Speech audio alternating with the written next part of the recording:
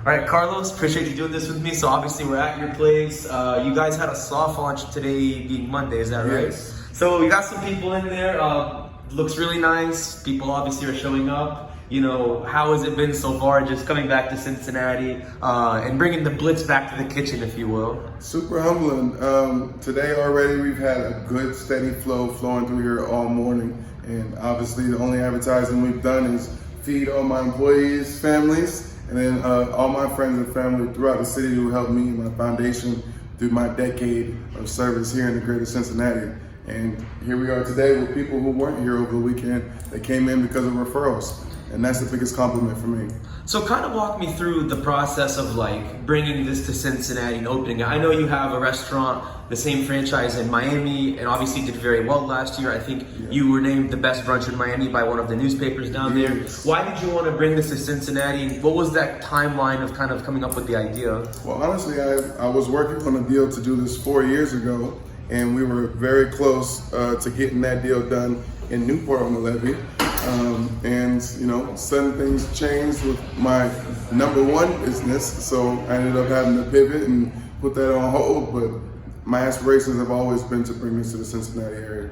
Now I know the concept is you're from South Carolina, so it's a lot of low country, southern brunch items. Yes. Did you sort of come up with this on your own, or who kind of helped you collaborate with just the culinary side of things on the menu? Well, I have a great team around me.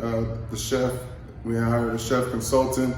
I feel like I'm a super taster, so I knew what I wanted to taste like, and I know what the low country food tastes like. So I just challenged them to recreate many of those items, and I allowed them to have creative space to add items that they thought that complements what I wanted.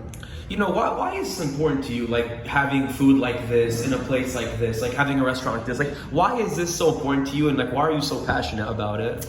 I feel like food brings a lot of families together. A lot of things in the best times, as you probably can remember, and many people can remember, it happened over a phenomenal plate of food that was cooked by typically your mom, your aunt, your uncle, whomever, and many of them would be referred to as honey. So this is the dual meaning. Honey is a place that you can come and bring your honey and or taste our honey. And the uninhibited part?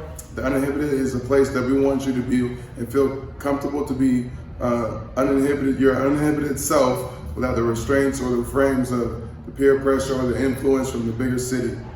Right. Yes. You know, for you, like, so you said you're from South Carolina, you're from the Low Country. What is it about, you know, I'm from the South myself, I'm from Kentucky, you know, so I kind of get where you're coming from. But for you personally, why is Low Country food so special where you want to share that with other people who may not be as familiar with like a lot of the food in, you know, South Carolina and the Southern coast?